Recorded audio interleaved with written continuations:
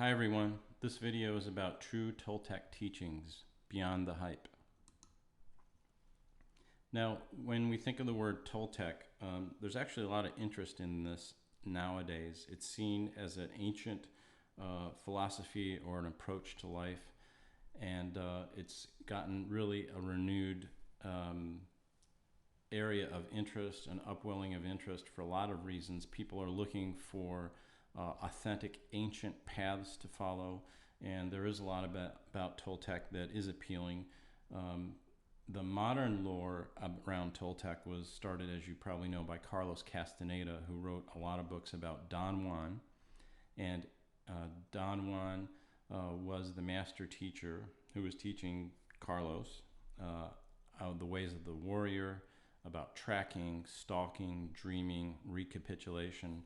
And all of these words are specific mental processes or abilities that you would go through in order to see the world as it really is. Ultimately, this path is described by Carlos is a path of sorcery. Now, there are different ideas about a sorcerer, what they are, but that's the central depiction of what Carlos is talking about. And certainly the aspect of being aware or honing your awareness is very much in Carlos's works. Now, in the 90s, Don Miguel Ruiz came out with the Four Agreements, and his emphasis on Toltec is to be impeccable in your word, to don't take anything personally, don't have assumptions, to do your best. But basically, there was a lot of really negative stuff in this book because he was talking about, the bad dream of the world and how mankind was domesticated. And although he had some good points that he was trying to bring out, the negative spin in the book really was kind of a distraction. So a couple years later, he came out with a book called The Mastery of Love. So he's taking his message that he originally started with, and he honed it quite a bit. And he's basically trying to help you in the Toltec way, or what he calls the Toltec way, to awaken from the dream to love. And major points in that are living purposefully and living with awareness. Now, if you go looking on Google or Amazon bookstores about Toltec, there are going to be a couple other people who are out there. Sherry Rosenthal, who wrote The Complete Idiot's Guide to Toltec Wisdom. Now, this is a fairly good compilation or summary of the modern written works. And there are others out there who are claiming to be Toltec, even Toltec authorities or Toltec masters that you need to be aware of. These include Almeen and Dr. Susan Gregg. So in summary, what have these people told us about Toltec, or what would somebody who's read them think a Toltec is? Well, with Castaneda, you have a lot of interesting and really far out stories. And a lot of people who followed Castaneda, very closely, friends and students, when he first started, left him and really rebelled against him because he said that he changed what he was doing, he changed his emphasis, and they really started to doubt a lot of his stories. And admittedly, he came out and said that parts of what he wrote about were literary freedom or privilege. So we don't really know how much of the Castaneda stuff is real.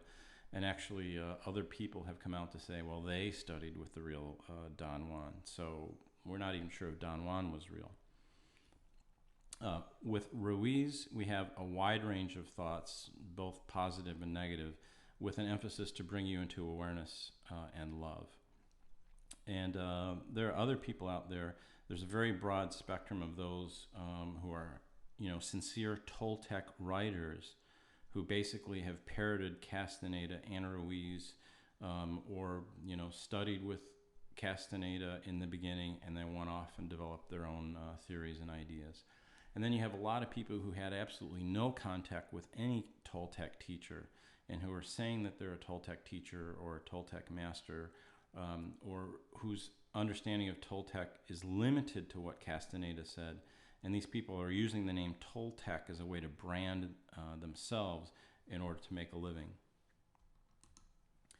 So what don't we have so far in the discussion regarding Toltec? What we don't have is really much information at all from any of the mainline personalities.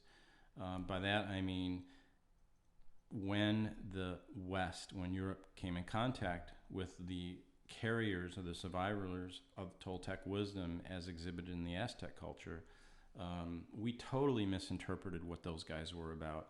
And we basically, kill, burn, and ask questions later.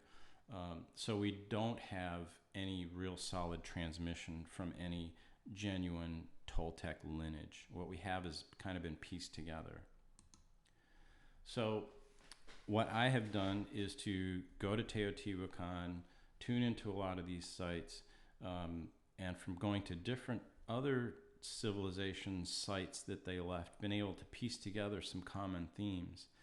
And I believe that if you look at these things as a whole, not just awareness, not just stalking, recapitulation, but if you look at all of these things together, then you begin to get an idea what a Toltec was about. Where was their head at? So a Toltec. The Toltec is a Nahuatl word that means a master craftsman. So these folks were masters. Some people say they were shamans or wizards, levitate, all this kind of stuff. But at least they were very careful and sincere people, right? Master craftsmen. And even a lot of the descendants of the Aztecs who live in Mexico today, and I've met a number of these people, these folks are master craftsmen. They're sculpture, they're painters, they work with energy, they're healers, they're really into life, and they're really very sincere, very loving people.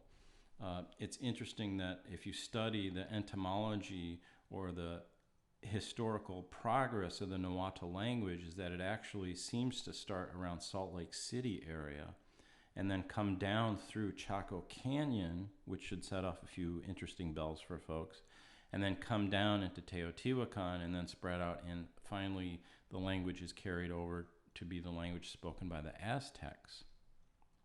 So the Nahuatl themselves, their heritage is very much tied up into a lot of very important sites and a lot of different important times through history. So the archaeologists will say that the Toltecs really sprang up around 200 BC, and the real central Toltec site is Teotihuacan, about an hour northeast of Mexico City. So the Aztecs say, 200 BC. If you talk to the descendants who live in the area, the descendants of the Aztecs, of the Toltecs, they will say that at least by 1100 BC, if not earlier, and sometimes thousands of years earlier, the Toltecs were around and parts of Teotihuacan had been built, the main temples, etc. In any case, as far back as they had gone, they did have contact with the Olmec. They did influence each other. They did very much influence the Maya, and there's some ideas that maybe when the Toltecs moved out of Teotihuacan, they helped to seed parts of the Maya culture, possibly even some direct seeding into Palenque and different places. And Toltec thought, if not actual, lineage holders through time, definitely influenced the Aztecs and how they viewed life. Even the Aztecs gave the name Teotihuacan to the site. We don't know what the Toltecs called Teotihuacan when they lived there. And the Aztec emperor would go to Teotihuacan in order to do offerings and such to connect with the ancestors and, really get the energy of the place.